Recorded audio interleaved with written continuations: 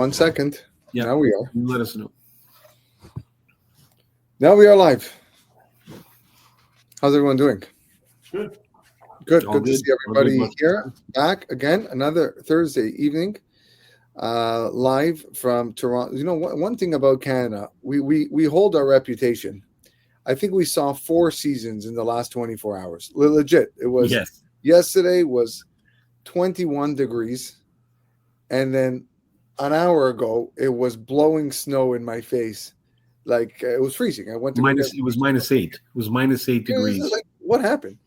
And just a crazy country we live in, but it is the place that we do call home, and to be appreciative, I guess, for all the good things that Canada gives us. But we're here learning Torah with Jimmy, Warren, and myself. And since the last time we learned, a lot has happened in the world. Certainly, of course, the restart of the war in Israel. So we have our soldiers in mind. We have the captives in mind. We have our tefillot and our learning be for their protection. Hashem should protect all of our chayalim and all of Am Yisrael. And as we normally do, we get Warren to give us a recap of what we learned last week. And through that recap and everything we're going to learn today, like we said, shall be a zechut, v'shmira, and hatzlacha for all of Klal Yisrael. Amen.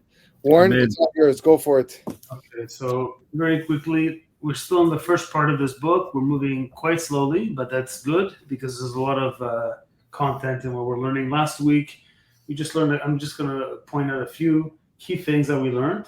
The Rambam continued on his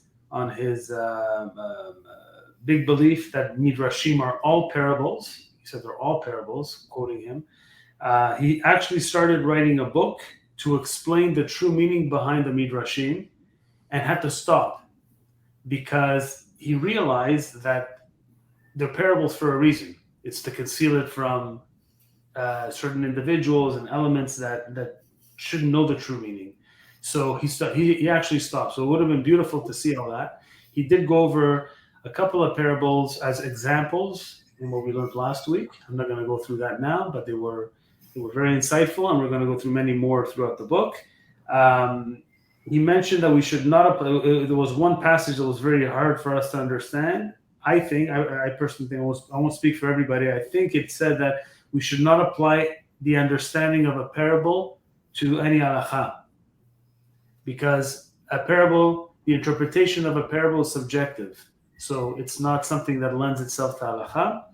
And I'll leave you with one quote before we continue on this whole theme of midrashim and parables. He says, the inner meaning of the words of the Torah are pearls, while external meaning of all parables are worth nothing. So that's how far the Rambam goes in terms of the midrashim and the parables and how little value it has if you just learn it on the surface. We can start.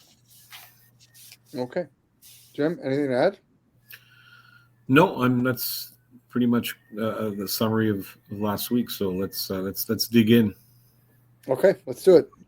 We're on page 12 in the sefer that we are using. Again, for those joining us for the first time, this is the book that we are using. There we go. I can't really get a good focus, but okay. You'll find it on Amazon. Okay, page 12, towards the bottom of the page, the Rambam says, know that the prophetic parables are of 2 kinds. In some of these parables, each word has a meaning, while in others, the parable as a whole indicates the whole of the intended meaning. In such a parable, very many words are to be found, not every one of which adds something to the intended meaning. They serve rather to embellish the parable and render it more coherent, or to conceal further the intended meaning. Hence, the speech proceeds in such a way as to accord with everything required by the parable's external meaning. Understand this well. Okay, let's see some examples. An example of the first kind of prophetic parable is the following text. The Pasuk says, and behold, a ladder set up on the earth, and so on. Ve'ineh sulam mutzav arza, that's from the Pasuk in Parashat Vayetze. In this text, the word ladder indicates one subject. The words mutzav arza, set up on the earth, indicate a second subject. And the words and the top of it reach to heaven indicate a third subject. The words and behold, the angels of God indicate a fourth subject. The word ascending indicates a fifth subject, and the words descending indicate a sixth subject. And the words and behold, the Lord stood above it indicate a seventh subject. Thus, every word occurring in this parable refers to an additional subject in a complex of subjects represented by the parable as a whole. Okay, so that's an example of a very deep type of parable. Where every word has a meaning. Yeah. The word. An example of the second kind of prophetic parable is the following text. I'm not sure where this text is from. Looking for a source over here. Proverbs. Okay. Mishlei. So Shlomo Melech says, "For at the window of my house I looked forth through my lattice, and I beheld among the thoughtless ones, I discerned among the youths, a young man void of understanding, passing through the street near her corner, and he went away to her house. In the twilight, in the evening of the day, in the blackness of night and the darkness. And behold, there met him a woman with the attire of a harlot, and wily of heart. She is, I don't know how to pronounce that word. Riotous and rebellious, and so on. And she is in the streets, now in the broad places, and so on. So she caught him, and so on. Sacrifices of peace offerings were due from me, and so on. Therefore came I forth to meet thee, and so on. So whenever he says and so on, there's other words here that he's just not filling in. I have decked with coverlets, and so on. I have perfumed my bed, etc. Come, let us take our fill of love, and so on.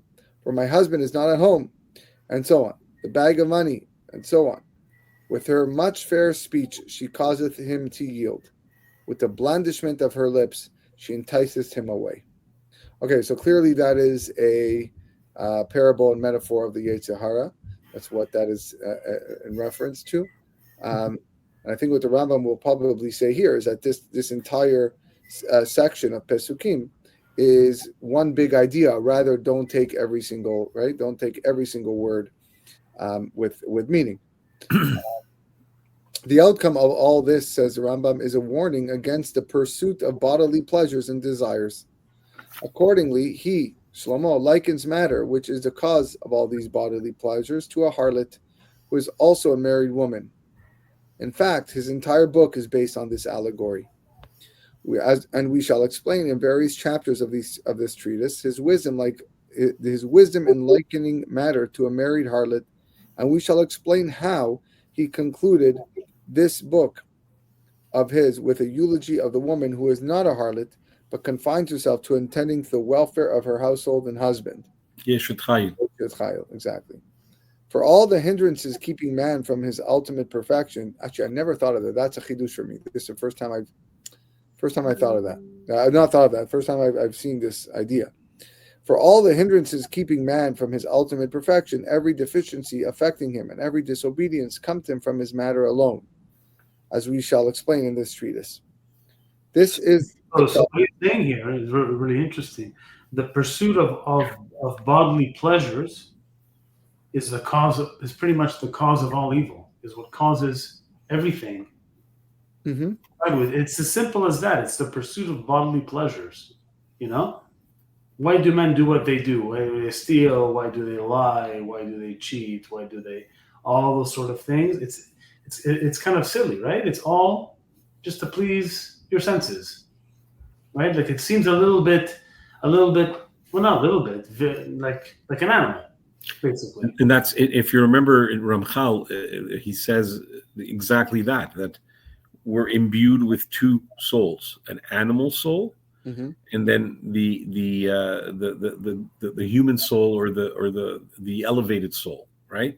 So, and he says that's what differentiates us from animals, is that the animal only has the animal soul.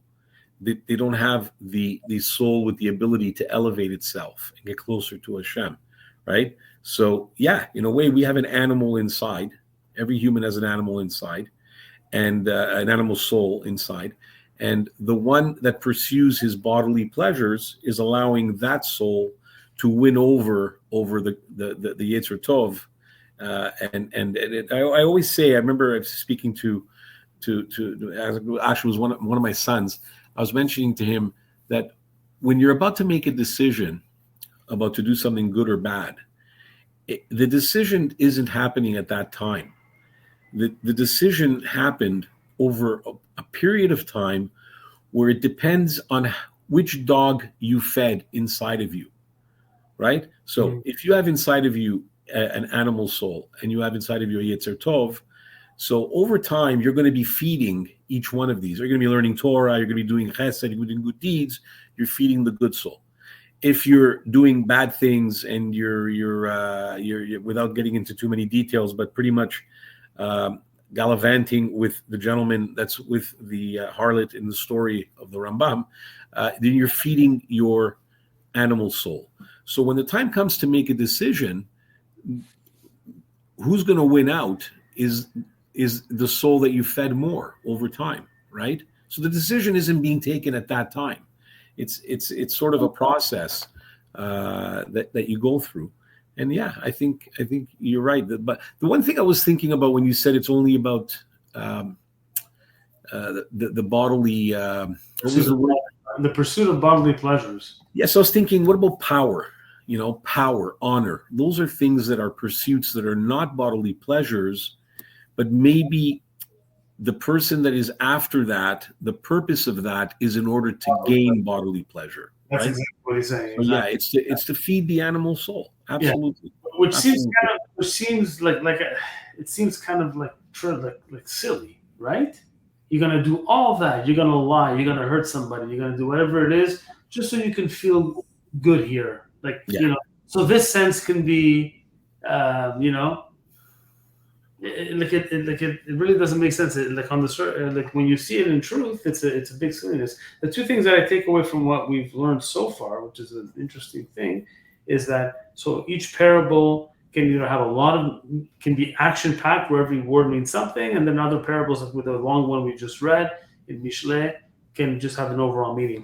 So what's the difference? What do you think the difference is between he made a point of telling us parable number 1, and here's parable number 2. Don't make the mistake. What do you find is the difference between the two? I think he's just trying to warn us that don't think every parable has to be interpreted word for word. Don't necessarily. That's for sure. Yeah, yes. I think that's the point he's trying to make. That's for sure his main point. However, I actually think that these two parables are correlated. They both kind of speak to the same idea.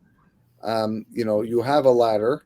That ladder is facing heavenward, but it's mutzav arza.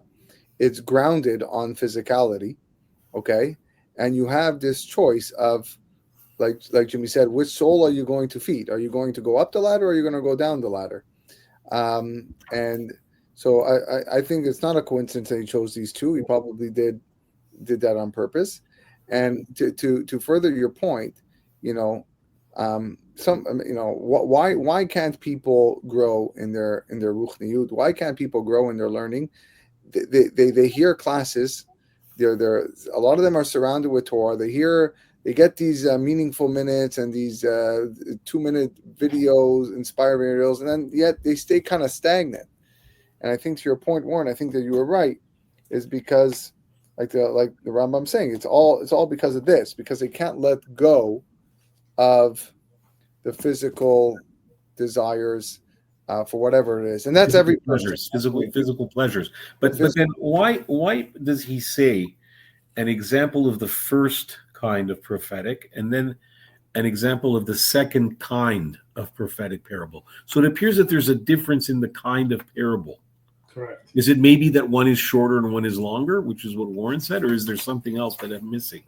But it's pretty clear that's what he's saying, that one is full of meaning. Every word has a meaning, or almost every word, and others are not. They can be lengthy, and you got to catch what the idea is. I think you're right. Yeah, that's what he seems to be saying here.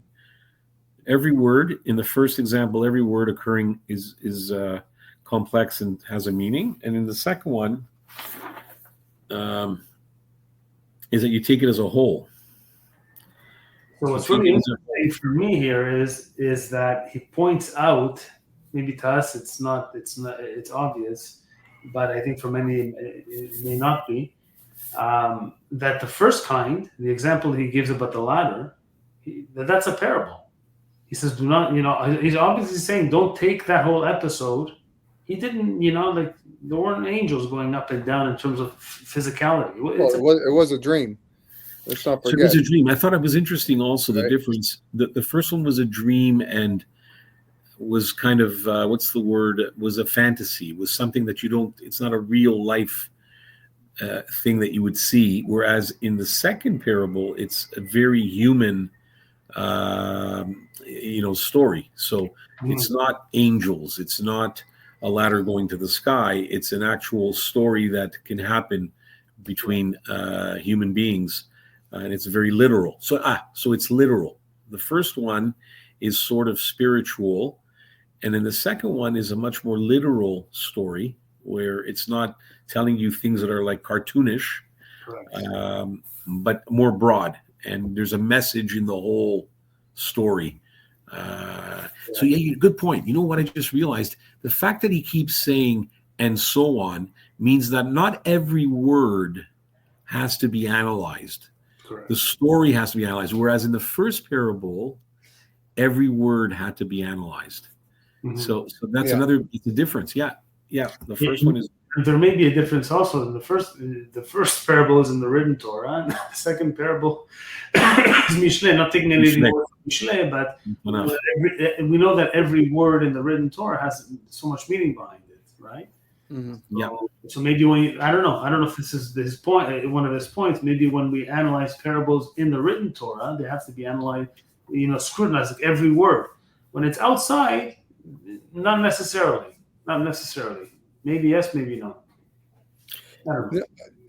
Did you notice the choice of wording? And again, I haven't seen the original text, and I wouldn't understand the Arabic. But he writes here, he concluded this book, Mishle, with a eulogy of the woman who is not a harlot, but confines herself to attending to the welfare of her household and husband.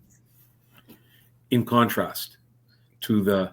No, in contrast, fine, I get it. In contrast to the harlot, okay, yes. This woman stays home and is loyal. But why call it a eulogy? Why make an allusion to death? Yeah. Why refer to it as a eulogy?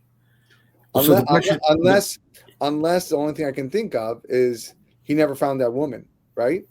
Right? So it's the eulogy is the fact that he searched and he couldn't find, or at least it's difficult to find. Well, if he couldn't find, I mean, that he had 1,000 wives, or 300 wives and 700 concubines, or something like that. So, so he had an opportunity to try it out. But that's an interesting point. Yeah, I thought maybe he said eulogy because he mentions that before he talks about the Eshet Chayil in Mishle. I'm not sure. That's why I thought maybe you guys knew that. Before the Eshet Chayil in Mishle, does he mention death or anything like that, or not? I'm not. I have it here actually. I don't think so. Because it is a strange word for him to use. So maybe the word eulogy here, you have to remember the English in this translation is very, very different than what we're used to. Maybe eulogy doesn't necessarily mean when someone dies. It's like how do you say it? Like someone that gives like a speech, like a formal speech or something. Oh. Maybe the definition of eulogy is not necessarily. It's not only that's that. what I'm saying. I don't have the original. Again, I wouldn't be able to understand the Arabic, anyways. It could be he used that lashon, and it could be he didn't.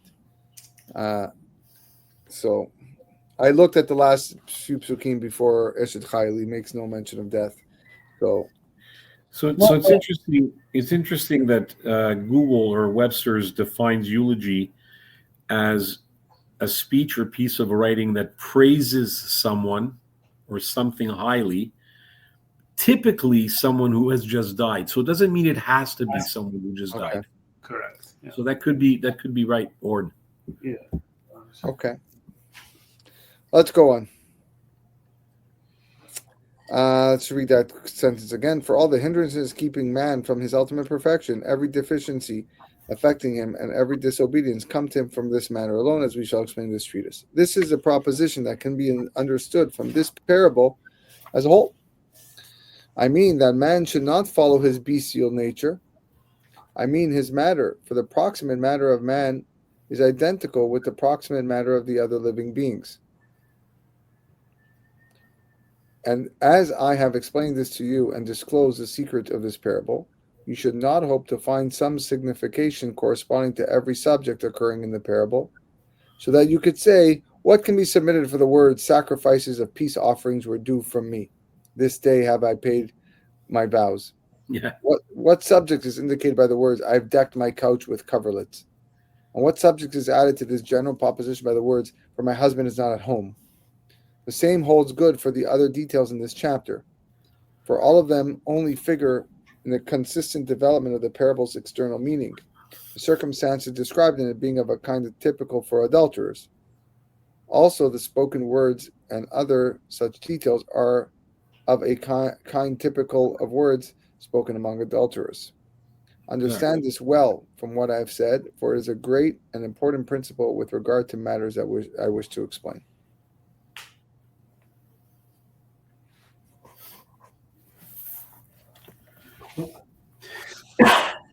Yeah. So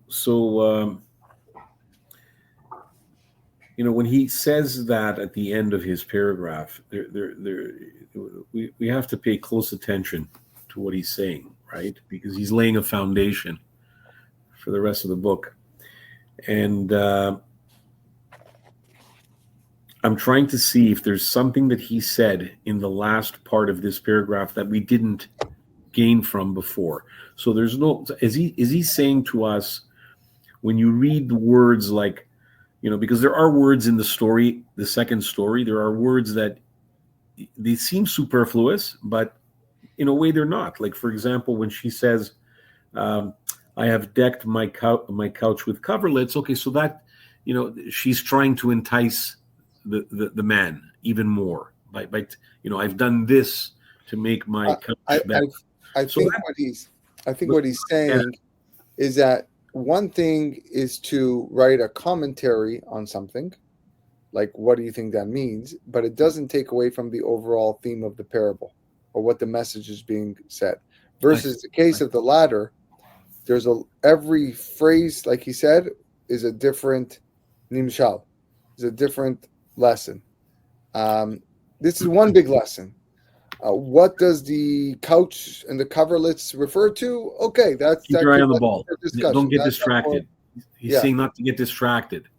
Yeah, I think the point he's trying to make with this one is to understand this well. The principle, I think, is that we already learned that he's just repeating it.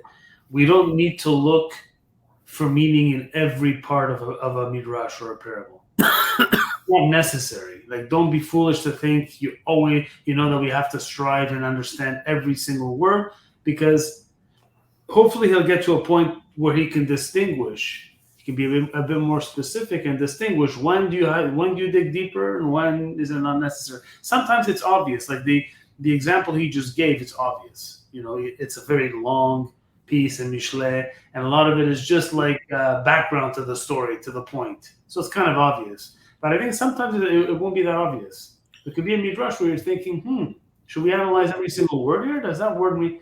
Is there a significance behind that, or is it just to help understand what the point is? So how about this? How about the point of it all? The point of the midrash is to pass on a message that's deeper than what's on the surface. That's the purpose of the midrash. So maybe what he's saying is, with this second type of parable, how do you get someone to pay attention? You keep them interested. how do you keep a human being interested in a story is you make the story attractive. You make the story interesting. So the story has interesting anecdotes within it to keep the person entertained, but don't think that's what the story or parable is really about.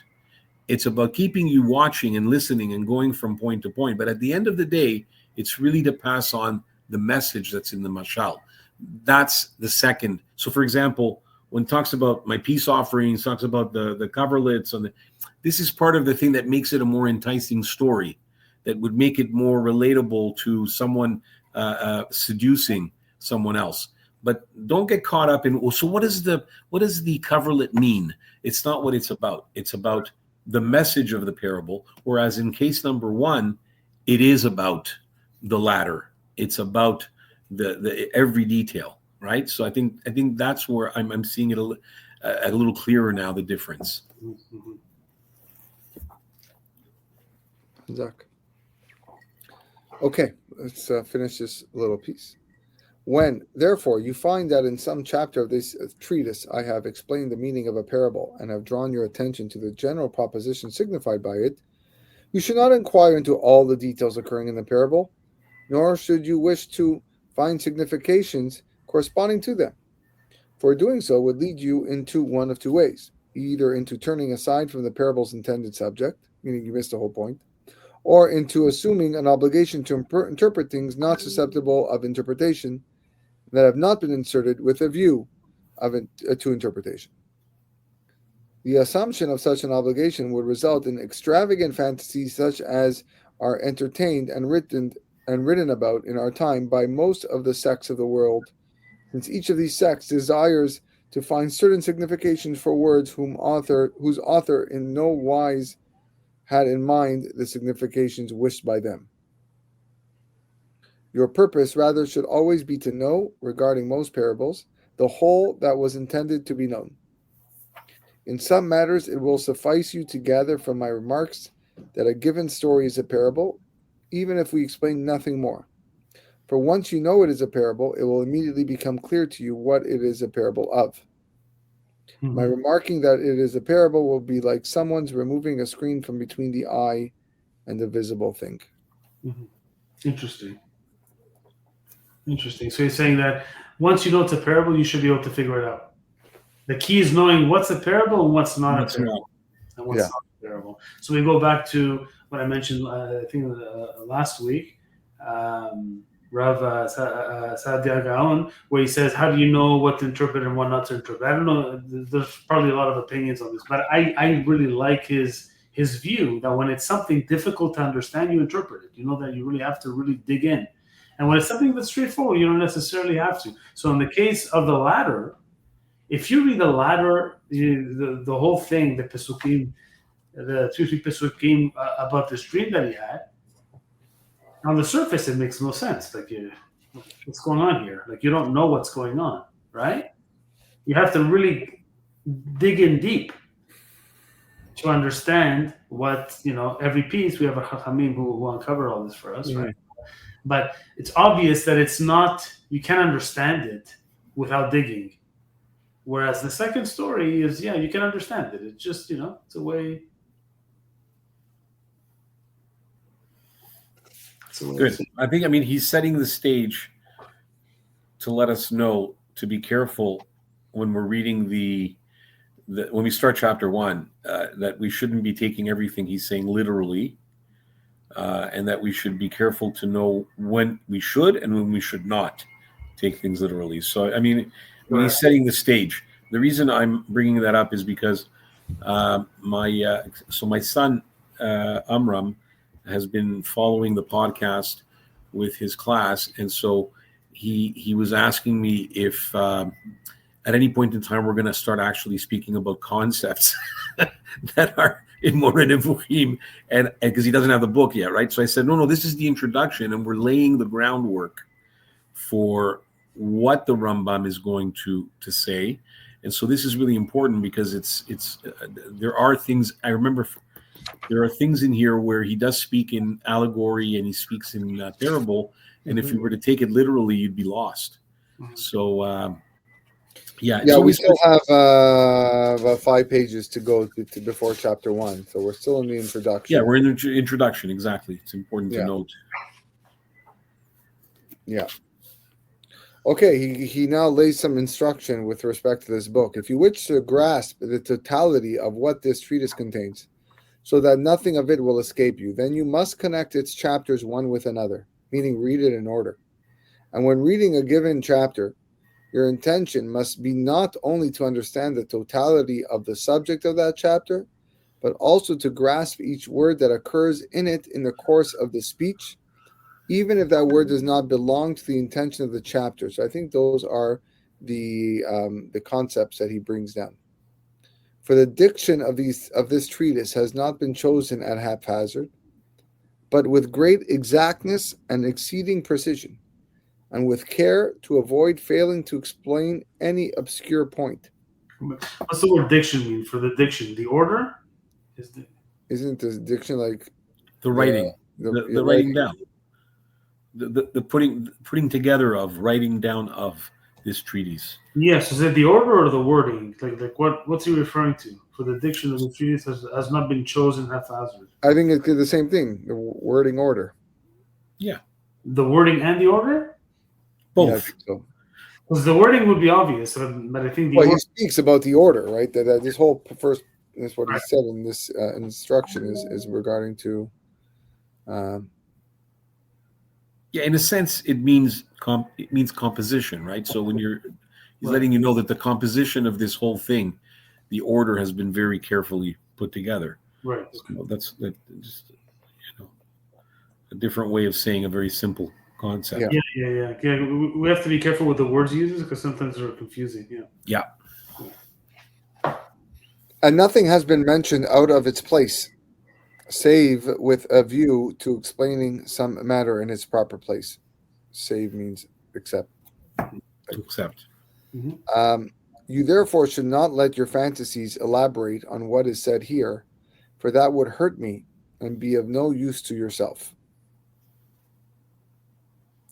You ought rather to learn everything that ought to be learned and constantly study this treatise, for it then will elucidate for you most of the obscurities of the law that appear as difficult to every intelligent man.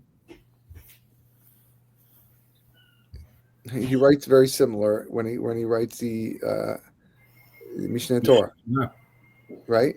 It's like, just learn this, you'll be fine. He's a good salesman. That's he's a pretty smart guy, right? Yeah. So he was good at what he was good at what he did. So I mean, he could. Confident. He was very confident. Well, yeah. He was. He was also. Look at the next words. I adjure by God. That's a very strong word. I adjure by God may be exalted, every reader of this treatise of mine, not to comment upon a single word of it, and not to explain to another anything in it save that which has been explained and commented upon in the words of the famous sages of our law who preceded me. But whatever he understands from this treatise of those things that have not been said by any of our famous sages other than myself should not be explained to another. Wow. So this is really like a very secretive book. Well, he got into big trouble with this book. Right? Yeah. This is a very the Rambam was put in Cherem. This is a big. I mean, imagine. He's going to be using Greek logic. But he's actually warning. He doesn't want it to get out. He's saying you're going to learn some secrets here that the other sages have not taught. Yeah. But I don't want you to repeat it to anybody. That's. I made that mistake because when I read it the first time, I saw so many amazing things in here that I still to this day would say, what the Rambam says in Mora, Nebukhin. So basically, I should not be doing that. We should not be doing that. You'll find that on many occasions when you'll do that, people will just look at you strange. They do look at me strange. Yeah. Because I think on Korbanot, we're going to learn on Korbanot. I'll give you just an advanced thing. Yeah, Jimmy, you probably learned this. That the Rambam believes that in the time of Mashiach, the Korbanot will not return. Correct. Right? And he gets into a lot of detail and gives all the reasons why and why it's silly to think that they will and so on. And that's contrary to the vast majority of the Chachamim, what they believe. So when I mentioned this a couple of times over the many years, I read this maybe 10, 15 years ago, the people I was telling were looking at me strange. To me, it made sense. It was like I was happy to hear it because it didn't make sense. But when I was repeating it, it didn't make sense. So maybe that's why he's saying... He's telling you not to repeat it. You repeat it. Yeah. Exactly. One of the wisest things is when you learn Torah and you listen to a chidush, and it's like that lightning that the Rambam talks about, that all of a sudden everything is illuminated and you understand everything, and then it goes away after time and so on. So I remember, I'll never forget, Lawrence Kellerman was in Kehila about 10, 15 years ago, and I learned a big lesson with him. He had just given a shiur, and I took his shiur, right? And I took what I learned, and then I went down and I told somebody at the Kiddush, maybe. Okay, I don't remember. And I offered the information. I offered the Kiddush, right? And the person looked at me and had a terrible argument with me. Didn't agree with me, and where did you come up with that? And so I ran upstairs to Rabbi Kellerman, and I told him what happened. I go, can you believe what happened? I was just in your shiur and I heard this tremendous chidush, and I went and I told someone. And he looked at me and he said, at no point in your story did you tell me that he asked you a question. I said, no, I was so excited that I offered. He goes, don't do that. He said, when Hashem wants you to talk, he'll give you a cue. And usually that's a question.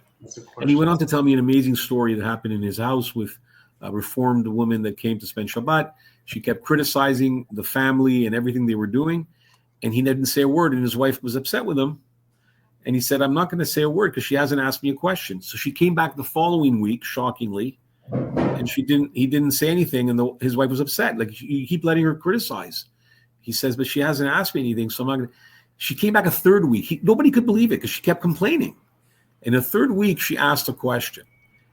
And then he looked at me. He told me the story. He looked at me. He goes, that woman today teaches in a yeshiva, and it's all because if I would have started criticizing or telling her things in the first week, she would have never come close to Torah or anything like that. He says, so you have to know that if someone doesn't ask, don't offer. When it comes to secrets, especially when it comes, for sure, when it comes to secrets, but because these things that he's teaching us here are secrets. So it begs the question: should we be doing a podcast about this if he doesn't want us to tell others of these secrets that we're trying to learn to our best of our ability? I think I know the answer. It's a rhetorical question. I think anyone that joins, that listens to the podcast or any shiur or any in the shul, it's okay to tell them because they're seeking to know what these. They ask the question, like in other words, by appearing or they're asking the question. But somebody not random, but somebody in synagogue, even if they're learned, even if they're Talmid Chacham, if they're not interested in learning more in Nebuchim or content of more Nebuchim, no matter how smart they are and how learned they are, we should not be telling them. Agreed. That's what he's saying. I don't know if I agree. But that's what the Rambam is warning us of in here. Yeah, absolutely.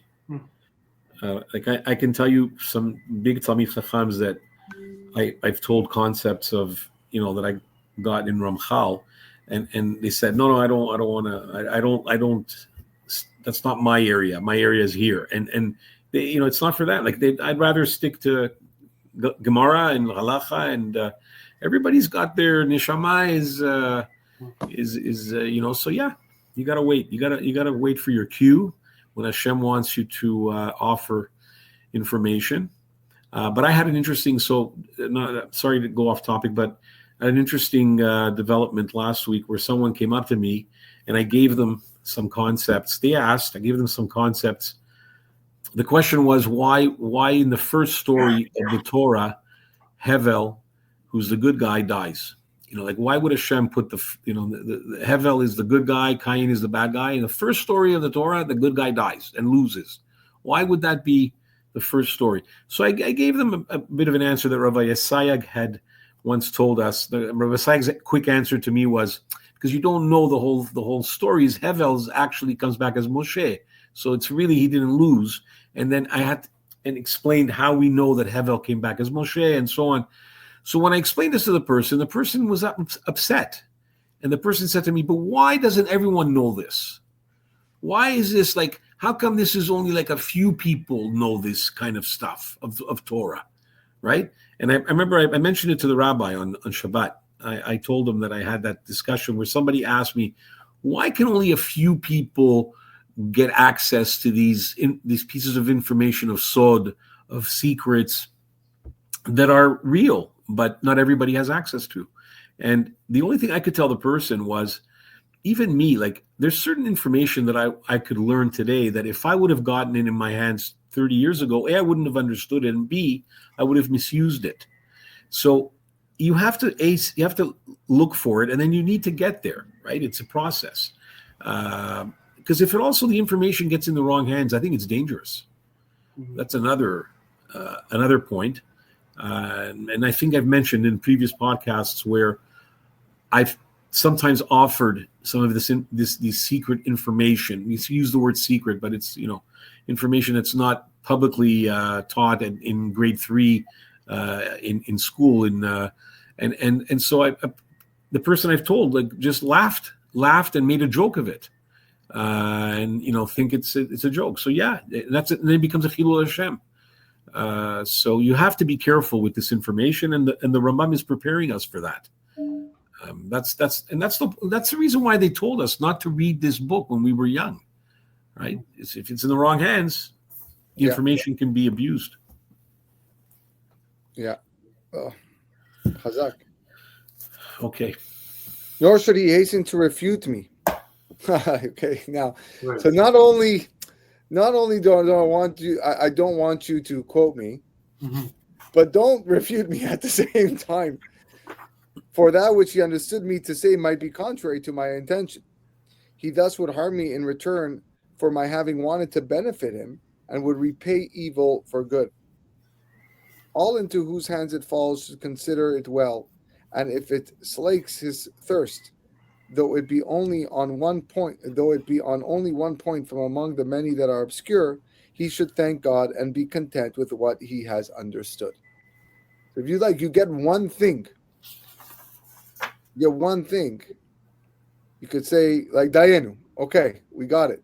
Like it's good, and be thankful, which is a good lesson in general. Sometimes you do people learn Daf Yomi, and they I learned Daf Yomi, and I don't get any of it. And 90% I just okay, but you got 5%. Like if you got one idea, if you learn Daf Yomi, I'm just using this as a random example. It could be anything. You learn a parak a day. You learn. If you have one chidush that you got that you knew, or now before more than you didn't know, then it's worth it. It's worth it. And I think a lot of people sometimes are scared to engage in difficult subjects or long subjects or long-term projects because they're afraid of not getting majority. And the advocates for Daf Yomi was exactly that. We know you're not going to get all of it. Like we're not stupid. You're not going to just master Shas in 7.5 years, learning it in 35 minutes or 45 minutes. No, it's not going to happen. But you're going to get something. You're going to get something, and for that you got to be thankful for. Be content with what he's understood. If, on the other hand, he finds nothing in this treatise that might be of use to him in any respect, he should think of it as not having been composed at all. If anything in it, according to his way of thinking, appears to be in some way harmful, he should interpret it, even if in a far-fetched way, in order to pass a favorable judgment. For as we are enjoined, top of page 16, to act in this way toward our vulgar ones, all the more should this be so with respect to our erudite ones and sages of our law who are trying to help us to the truth as they apprehend it. I think that's a very important statement because we're very quick to judge. And he's saying here, you have to be dan lekap zechut, pass favorable judgment on people trying to teach you, and don't be quick to criticize and put down and say this doesn't make sense, or you're talking tonterias, and stop for a moment and figure it out. Mm-hmm. I know that among men generally, every beginner will derive benefit from some of the chapters in this treatise, though he lacks even an inkling of what is involved in speculation. A perfect man, on the other hand, devoted to law, and, as I have mentioned, perplexed, will benefit from all of its chapters. How greatly will he rejoice in them, and how pleasant will it be to hear them. But those who are confused and whose brains have been polluted by false opinions and misleading ways deemed by them to be true sciences, and who hold themselves to be men of speculation without having any knowledge of anything that can truly be called science, those will flee from many of its chapters. Indeed, these chapters will be very difficult for them to bear because they cannot apprehend their meaning, and also because they would be led to recognize the falseness of the counterfeit money in their hands, their treasure and fortune held ready for future calamities. There's a metaphor for you. God, may he be exalted, knows that I have never ceased to be exceedingly apprehensive about setting down those things that I wish to set down in this treatise. For they are concealed things. None of them has been set down in any book written in the religious community in these times of Galut, in exile. The books composed in these times being in our hands. How then can I now innovate and set them down? However, I have relied on two premises. The one being the sages saying in a similar case, it's time to do something for the Lord. And the second being, let all thy acts be for the sake of heaven. Upon these two premises have I relied when setting down what I have composed in some of the chapters of this treatise. To sum up, I am the man who, when the concern pressed him, and his way was straitened, and he could find no other device by which to teach a demonstrated truth, other than by giving satisfaction to a single virtuous man while displeasing 10,000 ignoramuses, I am he who prefers to address that single man by himself. And I do not heed the blame of those many creatures. For I claim to liberate that virtuous one from that into which he has sunk, and I shall guide him in his perplexity until he becomes perfect and he finds rest. See, you know what he's doing here, right? You know what he's doing. He's master salesman.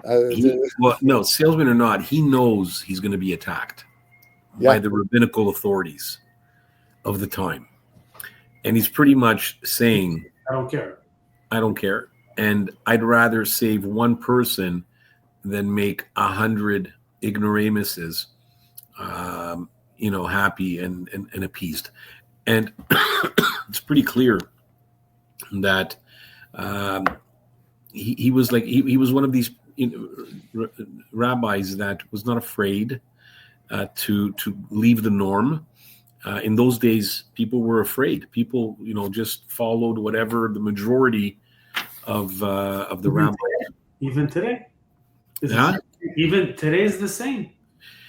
Today it's the same. I don't know. Today there's a lot. I find there's a lot of brave rabbis. Like I know some brave rabbis that even have like Pesach WhatsApp groups. Yeah, who are those guys? That's brave. I'll tell you, that's brave. We're just getting started. And the sun hasn't even started yet. Yeah, but it's brave. But it takes a certain type of courage. It takes a certain type of unprepared. And he's saying it clearly that he knows what's going to happen, and it happened. Mm-hmm. I mean, he was really attacked for Mora Nivouchim, not so much for Mishneh Torah, but for Mora Nivouchim, he was attacked, and if I'm not mistaken, was put in cherem. I don't know if he was or the book was, but he had to leave, or there was an issue. There was a whole issue with this book. And by the way, the Ramchal the same, right? The Ramchal had to run twice. They came from Italy. He had to go to Holland. From Holland, he went to Israel, all because he was ahead of his time. I mean, look at all the big Chachamim today consider the Ramchal and the Rambam to be top authorities. And back in their time, they were considered to be, outside the flock. Yeah. So isn't that crazy? That's, to me, it's just fascinating. I think that last paragraph, to sum up, might be one of the best paragraphs I've ever read. It gives me chizuk For sure. as an educator, as a mechanech, as a rabbi, as a person who who teaches and believes in what he teaches, even though sometimes, like you said, Jim, there's going to be people against you and not agree with you and not hold by whatever standard you hold by. But the Rambam believed in what he was doing, and he says, I know I'm going to get flack for this, but if I can get one person, I can teach one person, That's right. it's worth it. That is an incredible paragraph, and worded so amazingly. And kudos on the translator, because a lot It of hard couldn't have work, been. a I lot of wonder how hard it's work he spelled in went through Arabic. so far in 16 pages, but that one he nailed, and a great way to end. Well, we're not re-ending because now we're at the introduction. Well, I don't know. I thought we were already in the introduction, but we got another 3 This is pages. the third introduction to the Oh, first well, to there the are various introductions. Okay, it's an introduction to the first chapter. first chapter. Yeah. But we're going to have to wait till next week to get that. A lot of great stuff in what we did today. The Ayin Hara, I thought it was fantastic. 2 kinds of parables, right? We have the one where every word or every at least phrase needs to be spoken about and teaches us something, and then you have a second type of parable where usually there's just one major idea, and not to think. And if you just kind of divvy that up, you're just doing yourself a disservice, and therefore understand.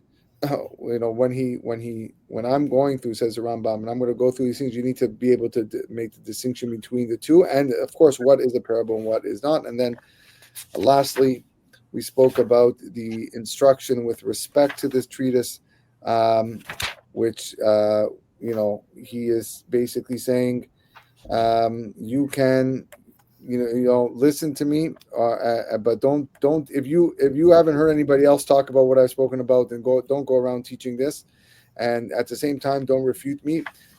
Give me the benefit of the doubt, like we should give the benefit of the doubt to all rabbis who are there, sages of our law, he calls them. And then lastly, like we said, I'm doing this because it's L'Shem Shamayim. I'm doing this because it's time to do something for Hashem. He feels this is necessary, almost like it is his purpose in life, almost, right? And he will do it no matter what repercussions he faces, and as long as one person is going to gain. And that was today's shiur in a nutshell. All right. Thank you, everybody, for joining us tonight. We had a few listeners here watching live. They're still watching live. Chazak u'Baruch for joining in. This goes on pretty much every Thursday, every week. Sometimes we skip a week, but that's. But generally, we try to learn as often as we can, or as consistent as we can. If you want to stay updated to our learning, I have to plug my channel, so please subscribe to the YouTube channel, and then you'll get notifications as well whenever we go live. And there's a lot of other things on the YouTube channel, not just this learning session, but there's also a lot of shiurim that I give throughout the week. And that's it. Wishing everybody here a wonderful night, and Shabbat Shalom, and we'll see you soon. Be well. Shabbat Shalom. All the best.